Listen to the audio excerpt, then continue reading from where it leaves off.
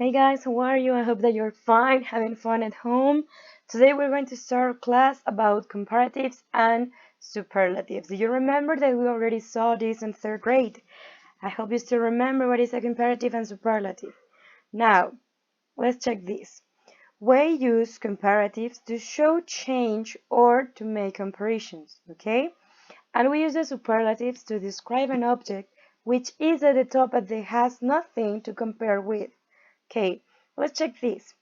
The Norman sentence is like, Chris has a big stamp collection. Big is my adjective. Okay, remember that when we are going to compare things, we use adjectives. Big, small, old, tall, fast, short, little, all those adjectives that you can describe to use to describe things. When we use comparatives, let's check the sentence. Katie's collection is bigger than Chris' collection. You observe that big changed to bigger and we add than. Every time that we are going to compare something between two things, we are going to have this ending, er, and this word than. Because if you only write is bigger, Chris' collection has no sense. You need to tell me from who you are comparing, which thing with another you are comparing. So that's why we use than. Okay, this is to compare. Now, let's check the superlative. Kyle has the biggest stamp collection. In this case, when we have a superlative, we need to add the because you are telling me that is like the most. There is no comparison with this stamp collection. Kyle collection has the biggest stamp collection. At the end of my adjective, we add est. Okay? This is when you make superlatives. This is when you make comparatives. Okay? Comparatives is between two things, right? And the superlative is only one thing because it's the top, has no comparison. Okay? Now, let's go to see this chart. We usually add ER to compare and EST to make superlatives. Observe, we have old, that is a normal adjective. When you make comparisons, we say older than, and we make the superlative the oldest. Okay, we have long, normal adjective. My hair is long.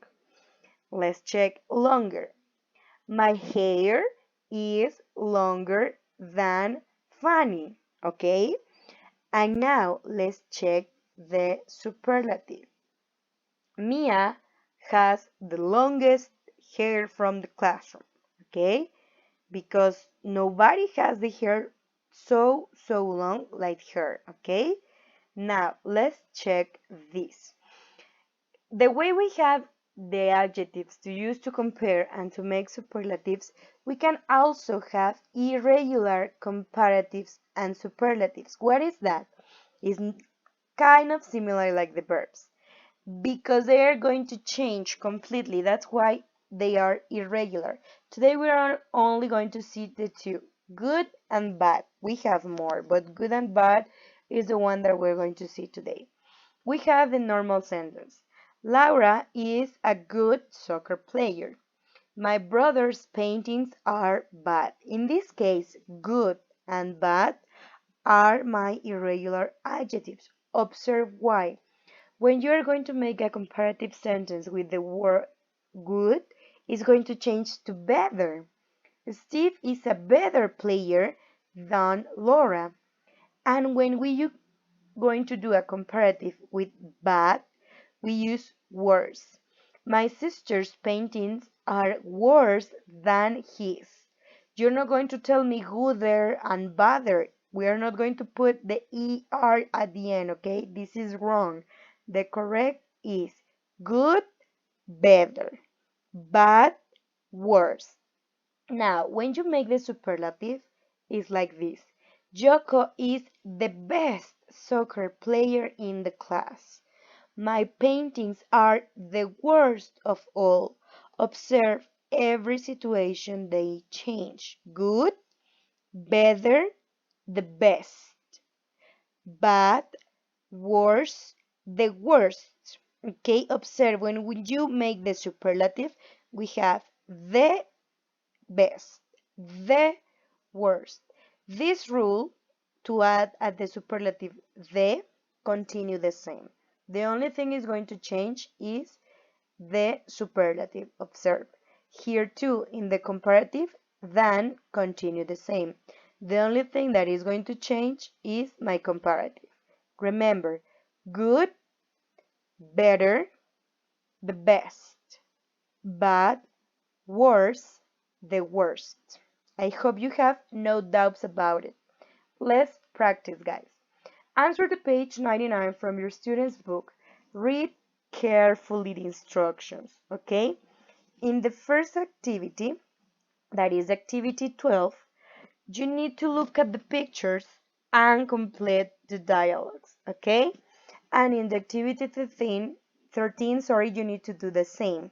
You need to observe pictures to complete dialogues. You have 3 pictures in the activity 12. There you have 3 cars, okay?